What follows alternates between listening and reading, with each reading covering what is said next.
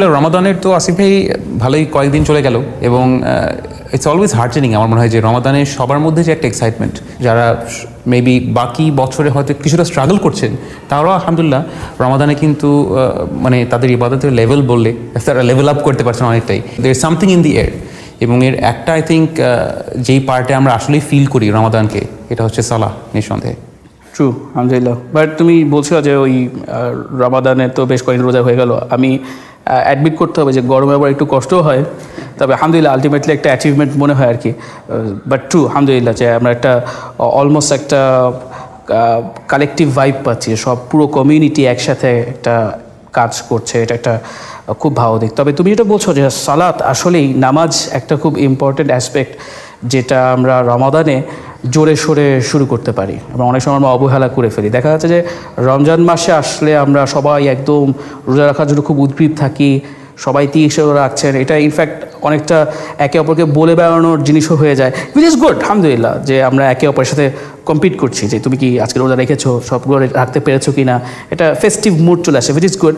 কিন্তু একই জিনিস কেন আমরা সালাতের ব্যাপারে শুরু করতে পারি না? একই জিনিস তো আমরা একজন একজনকে উৎসাহ দিতে পারি যে আমরা সালাদটাও এইভাবে ধরে ফেলি, রোজা যেভাবে ধরতে পারছে। 1 মাস যারা রোজা রাখতে পারে তারা প্রতিদিন 5 বার 5 ওয়াক্ত নামাজ পড়তে পারবে না, এটা হতেই পারে না। এটা জাস্ট একটা ইন্সপিরেশনের দরকার, একটু মোটিভেশন, নিজেকে একটু মোটিভেট করতে পারলে আমার মনে হয় এটা করা উচিত। এবং সবচেয়ে বড় কথা হচ্ছে এরকম ইম্পর্ট্যান্ট একটা জিনিস, সালাতের গুরুত্ব অনস্বীকার্য। যে আল্লাহ রাসূল সাল্লাল্লাহু আলাইহি ওয়াসাল্লাম ইসলামের যে 5টা ভিত্তির কথা বলেছেন, তার মাঝে আমাদের যে কালিমা তাইয়্যিবা লা ইলাহা ইল্লাল্লাহ মুহাম্মাদুর রাসূলুল্লাহ, এরপরেই সবচেয়ে গুরুত্বপূর্ণ অ্যাসপেক্টটা হচ্ছে নামাজ। সো অবশ্যই নামাজ আমাদের এটা নিয়ে চিন্তা ভাবনা করা উচিত যে কীভাবে নামাজটাকে রেগুলার করতে পারি।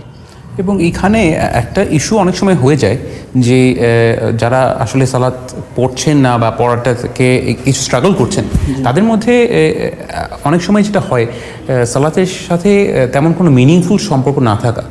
যেটা আমরা যদি দেখি যে একজন মানুষ, আমাদের যারাই সালাত পড়ছেন বা পড়ছেন না, সবারই কিন্তু জীবনে প্রবলেমস আছে এবং আমরা এরকমই হওয়ার কথা যে আমরা 5 বার সুযোগ পাচ্ছি এমন একজনের সাথে কথা বলার যিনি আমাদের সব প্রবলেমের সলিউশন দিতে পারবেন, কিন্তু আমার সেই কানেকশন ফিল করছে না যে আমি তার সাথে কথা বলবো, সেটাকে একটা বার্ডেন মনে হচ্ছে এবং আমরা সলিউশন অন্য জায়গায় খুঁজছি। এটা কিন্তু একটা বড় কারণ যে এখানে আমরা মিনিং খুঁজে পাচ্ছি না। যেমন আমার ব্যক্তিগত স্টোরি বললে, এটা ছোটোবেলা আমি কখনো জানতাম না যে আমরা সুজুদে গিয়ে সুবহানা রাব্বিয়াল আলা ছাড়াও আমরা আসলে আল্লাহ সুবহানাহু ওয়া তাআলার সাথে কথা বলতে পারি, আমার স্পেসিফিক প্রবলেমসের ব্যাপারে কথা বলতে পারি। এটা যদি আমরা আসলে জানিয়ে দিতে পারি মানুষকে, তাহলে কিন্তু তারা অনেকটা সেটা মানে এনকারেজ ফিল করবে যে তাদের যে নানা সমস্যা, আর কিছু না হলেও শুধু সেই সমস্যার সলিউশন খুঁজতেও আমরা দিনে 5 বার একটা মিনিংফুল কনভারসেশনে, একটা ডিভাইন কনভারসেশনে আমরা জড়াতে পারছি। মানে অ্যাকচুয়ালি ব্যাপারটা হচ্ছে এই যে সালাতের ব্যাপারে আমাদের অ্যাপ্রোচটা যদি আমরা একটু চেঞ্জ করি, তাহলে আমার জিনিসটা অনেক সহজ হয়ে আসবে। আমরা সবাই সালাতকে জাস্ট বা নামাজকে বেসিকলি একটা ফিজিক্যাল অ্যাকশন হিসেবে চিন্তা করি, এটার যে স্পিরিচুয়াল অ্যাসপেক্টটা এটা আমরা সময় ধরতে পারি না। এটাও ঠিক যে আমাদের রিলিজিয়াস লিডাররা আমাদের ঠিক সেইভাবে ইন্সপায়ারও করতে পারছেন না হয়তো, সেই কারণে একটা গ্যাপ পড়ে গেছে। কিন্তু এখন আমার মনে হয় যে আমরা ঠিক যেভাবে রমজান মাসের রোজা রাখাটাকে একটা কমিউনালি একটা ফেস্টিভ ভাবে নিয়ে আসতে পারছি, একই স্পিরিট হয়তো আমরা নামাজের ক্ষেত্রেও ব্যবহার করতে পারি। যে সে ফর এক্সাম্পল আমরা যারা নামাজ পড়ছি না, তারা কয়েকজন ফ্রেন্ড এক হয়ে, তুমি আমি আরও কয়েকজন ফ্রেন্ডস আমরা এক হয়ে যদি একজন আরেকজনকে ইন্সপায়ার করি, চলো আমরা একসাথে নামাজ পড়বো, একই জায়গায় নামাজ পড়বো, ফোন করে ইভেন খবর নিব যে তুই আজকে নামাজ রাখতে পেরেছিস কিনা, কেউ একজন হয়তো পারেনি, যে বন্ধু পেয়েছে সে ইন্সপায়ার করে, না এটা কোনো সমস্যা না, আমরা রাখতে পারবো, লেটস ডু ইট টুগেদার। এরকম ছোটোখাটো কিছু স্টেপ থেকে কিন্তু আসলে অনেক বড় কাজ হয়ে যায়। আমরা মানুষকে দেখেছি, মানুষ এইভাবে কমিউনালি অনেক বড় কাজ আসলে করে ফেলতে পারে। ইভেন সে ফর এক্সাম্পল ফজরের সময় উঠতে কষ্ট হয়, সো আরেক ফ্রেন্ডকে ফোন করেও কিন্তু এটা মানে কি একটা মোবাইল একটা অ্যালার্ম সিস্টেম তৈরি করে ফেলতে পারে, যেই ফ্রেন্ড উঠতে পেরেছে সে বাকিদেরকে অ্যালার্ম করে যাচ্ছে। এইভাবে আমার মনে হয় যে আমরা যারা বুঝি যে নামাজ পড়া উচিত কিন্তু পড়ে উঠতে পারছি না, তারা মনে হয় যে একটু ট্রিক্স ইউজ করলে, ইটস অল অ্যাবাউট ম্যানেজমেন্ট, যে আমরা কয়েকজন ফ্রেন্ড মিলে একটু প্ল্যান করলে, ঠিক যেভাবে আমরা গ্রুপ স্টাডি করি ঠিক একইভাবে আমরা আমাদের গ্রুপ সালাতও করে ফেলতে পারি। এটা ইটস ভেরি ইজি ইনশাআল্লাহ।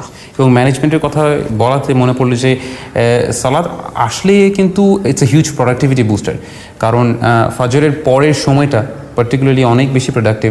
এবং আমরা দেখি যে সকালবেলা আমরা কাজ করে ঠিক লাঞ্চ টাইমের আগে দিয়ে আমরা জোহরের একটা ব্রেক পাচ্ছি, এবং সেই ব্রেকটা মাছ নিডেড। সো একটা হিউজ প্রোডাক্টিভ স্লটের পরে আমরা আবার জোহরের পরে একটা ব্রেক পেয়ে আমরা আবার রিজুভিনেট হয়ে আবার কাজ করা শুরু করছি।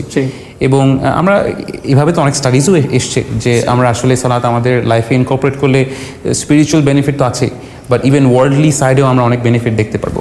সো আমার মনে হয় বিষয়টা হচ্ছে আপনি যেটা বলেন আসলে একটু স্টার্ট করে দেওয়া, কারণ স্টার্ট করার পরে যখন একটু বেনিফিটগুলো আমরা টেস্ট করতে থাকবো সেগুলোর তাড়নাতেই আমরা কিন্তু আসলে উই উইল ইনশাআল্লাহ ইনক্রিজ ইট থ্রু আউট। তাহলে আমার কাছে যে খুব ফ্যাসিনেটিং লাগে সেটা হচ্ছে এই যে আসলে নামাজ পড়াটা কিন্তু খুব কঠিন কোনো কাজ না, এর চেয়ে কঠিন কাজ আমরা করে দেখাচ্ছি। সে ফর এক্সাম্পল আমরা অনেকেই কিন্তু হয়তো 5 ওয়াক্ত নামাজ পড়ি না, কিন্তু দেখেন আমরা এখন প্রতিদিন যে তারাবির নামাজ হচ্ছে আমরা অনেকে নামাজ না পড়া লোকরাই কিন্তু এই তারাবির নামাজ রেগুলার পড়ছি।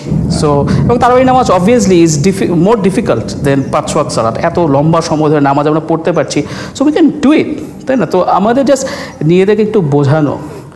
এবং ইনফ্যাক্ট আমি বলবো যে আমার ব্রাদার্স অ্যান্ড সিস্টার্স আমি রিকোয়েস্ট করবো যে আপনারা তারাবির নামাজের চেয়ে, in fact I will be bold enough to say this, যে আপনারা তারাবির নামাজ পড়ার চেয়ে বরং 5 ওয়াক্ত নামাজ পড়াকে বেশি গুরুত্ব দিন।